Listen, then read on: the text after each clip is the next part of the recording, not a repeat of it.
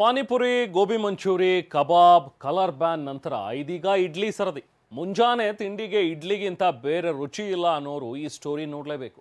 ಯಾಕೆಂದ್ರೆ ನೀವು ತಿನ್ನುವ ಇಡ್ಲಿ ಕೂಡ ಸೇಫ್ ಅಲ್ಲ ಅನ್ನೋ ಶಾಕಿಂಗ್ ವರದಿ ಹೊರಬಿದ್ದಿದೆ. ಪ್ಲಾಸ್ಟಿಕ್ ಅನ್ನು ಉಪಯೋಗಿಸಿಕೊಂಡು ಅದನ್ನ ಬೇಯಿಸೋದಕ್ಕೆ ಮಾಡ್ತಾ ಇದ್ದಾರೆ. ಅದರಲ್ಲಿ ಕ್ಯಾನ್ಸರ್ ಬರ್ತಕ್ಕಂಥ ಅಂಶಗಳಿರುವಂತದ್ದಿದೆ. ಇಡ್ಲಿ ತಯಾರಿಕೆಗೆ ಬಳಕೆ ಆಗ್ತಿದೆ ಪ್ಲಾಸ್ಟಿಕ್, ಸದ್ದಿಲ್ಲದೆ ಬರ್ತಿದೆ ಕ್ಯಾನ್ಸರ್. ಇಡ್ಲಿಯ ಸ್ಯಾಂಪಲ್ ನೋಡಿ ಆಹಾರ ಇಲಾಖೆ ಶಾಕ್. ಸಣ್ಣ ಇಡ್ಲಿ, ತಟ್ಟೆ ಇಡ್ಲಿ, ಮಲ್ಲಿಗೆ ಇಡ್ಲಿ, ಬುಲೆಟ್ ಇಡ್ಲಿ, ಪುಡಿ ಇಡ್ಲಿ, ಘೀ ಇಡ್ಲಿ ಅಂತ 10 ಬಗೆಯ ಇಡ್ಲಿಗಳು ಹೋಟೆಲ್ಗಳಲ್ಲಿ ಸಿಗುತ್ತವೆ. ರಾಜ್ಯದ ರಾಜಧಾನಿ ಬೆಂಗಳೂರಿನ ಗಲ್ಲಿ ಗಲ್ಲಿಯಲ್ಲೂ ಫುಟ್ಪಾತ್ನಲ್ಲೂ ಬೆಳಗ್ಗೆ ಬಹು ಬೇಡಿಕೆಯ ತಿಂಡಿ ಅಂದ್ರೆ ಇದೇ ಇಡ್ಲಿ. ಹೀಗೆ ಇಡ್ಲಿ ತಯಾರು ಮಾಡೋ ಹೋಟೆಲ್ನವರು ಇಡ್ಲಿ ಬೇಯಿಸಲು ಪ್ಲಾಸ್ಟಿಕ್ ಕವರ್ ಬಳಸ್ತಾರೆ. ಅದನ್ನ ಪಾರ್ಸಲ್ ಕಟ್ಕೊಡೋಕ್ ಕೂಡ ಕಳಪೆ ಗುಣಮಟ್ಟದ ಪ್ಲಾಸ್ಟಿಕ್ ಹಾಳೆ ಬಳಸ್ತಾರೆ. ಅದೇ ಪ್ಲಾಸ್ಟಿಕ್ ಕ್ಯಾನ್ಸರ್ ತರ್ತಿದೆ ಅನ್ನೋದು ಬಯಲಾಗಿದೆ. ಖುದ್ದು ಆಹಾರ ಮತ್ತು ಸುರಕ್ಷಣಾ ಇಲಾಖೆ ಇದನ್ನ ಬಹಿರಂಗಪಡಿಸಿದೆ.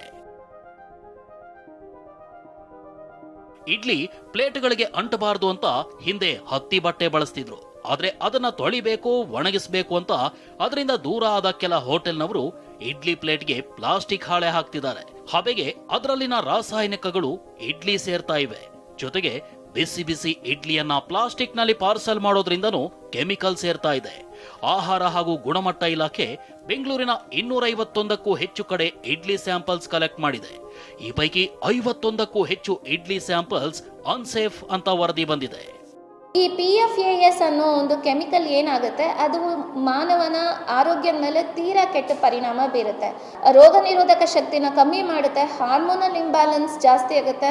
ಈ ಪ್ರೆಗ್ನೆನ್ಸ್ ಮತ್ತು ಲ್ಯಾಕ್ಟೇಟಿಂಗ್ ಮದರ್ ಏನಾದರೂ ಅಂಥ ಬಳಕೆ ಮಾಡಿರೋಂಥ ಲೋ ಕ್ವಾಲಿಟಿ ಪಾರ್ಚ್ಮೆಂಟ್ ಪೇಪರಲ್ಲಿ ತಯಾರಾಗಿರೋ ಆಹಾರಗಳನ್ನ ಸೇವನೆ ಮಾಡಿದ್ರೆ ಖಂಡಿತವಾಗೂ ಮಗು ಮೇಲೂ ಪರಿಣಾಮ ಬೀರುತ್ತೆ ಮತ್ತು ಆಕೆ ಗರ್ಭಿಣಿಯಾಗಿರೋದ್ರಿಂದ ಆಕೆ ಮೇಲೂ ಕೆಟ್ಟ ಪರಿಣಾಮ ಬೀರುತ್ತೆ.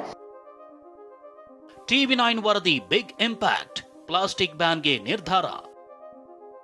ಕ್ಯಾನ್ಸರ್ ಕಾರಕ ಇಡ್ಲಿ ಬಗ್ಗೆ TV9 ವರದಿ ಮಾಡ್ತಿದ್ದಂತೆ ಅಲರ್ಟ್ ಆಗಿರೋ ಆರೋಗ್ಯ ಸಚಿವರು ಪರೀಕ್ಷೆಗೊಳಪಡಿಸಿದಾಗ ಕಾರ್ಸಿನೋಜೆನಿಕ್ ಎಂಬ ಕ್ಯಾನ್ಸರ್ ಕಾರಕ ಪತ್ತೆಯಾಗಿದೆ. ಆಹಾರ ತಯಾರಿಕೆ, ಪಾರ್ಸಲ್ ವೇಳೆ ಪ್ಲಾಸ್ಟಿಕ್ ಬಳಸದಂತೆ ಬ್ಯಾನ್ ಮಾಡ್ತೀವಿ ಅಂದಿದ್ದಾರೆ. ಅದರ ಬಗ್ಗೆ ಈಗಾಗಲೇ ಕ್ರಮ ತಗೊಳ್ತಾ ಇದ್ದಾರೆ. 52 ಏನು ಪರೀಕ್ಷೆ ಮಾಡಿರ್ತಕ್ಕಂಥ ಸ್ಥಳಗಳಲ್ಲಿ ಅವ್ರ ಮೇಲೆ ಕ್ರಮ ತಗೊಳ್ಳುವಂಥದ್ದು, ಫೈನ್ ಹಾಕುವಂಥದ್ದು ಮತ್ತು ಸ್ಪಷ್ಟವಾದಂಥ ಸಂದೇಶವನ್ನು ನಾವು ಎಲ್ಲ ಕಡೆ ನಾವು ನೀಡ್ತಕ್ಕಂಥದ್ದು ಕೂಡ ಈಗ ನಾವು ಮಾಡ್ತೀವಿ. ಯಾವುದೇ ಕಾರಣಕ್ಕೂ ಈ ಇಡ್ಲಿ ತಯಾರಿಕೆಯಲ್ಲಿ ಪ್ಲಾಸ್ಟಿಕ್ಕನ್ನು ಉಪಯೋಗ ಮಾಡಬಾರ್ದು. ಅಂಥವ್ರು ಬ್ಯಾನೇ ಅದು ಉಪಯೋಗ ಮಾಡಬಾರ್ದು. ಇಡ್ಲಿನೇ ಆಗಿರ್ಲಿ, ದೋಸೆನೇ ಆಗಿರ್ಲಿ ಅಥವಾ ಹಳ್ಳಿಯಲ್ಲಿ ಸಿಗೋ ಎಗ್ ರೈಸೇ ಆಗಿರ್ಲಿ, ಬಿಸಿ ಬಿಸಿ ಪದಾರ್ಥ ಕಳಪೆ ಪ್ಲಾಸ್ಟಿಕ್ ಜೊತೆ ಸೇರ್ತಾ ಇದ್ದಂತೆ ಕೆಮಿಕಲ್ ಸೇರಿಕೊಳ್ಳುತ್ತೆ. ಇದೇ ಆರೋಗ್ಯಕ್ಕೆ ಕಂಟಕ ತರ್ತಿದೆ.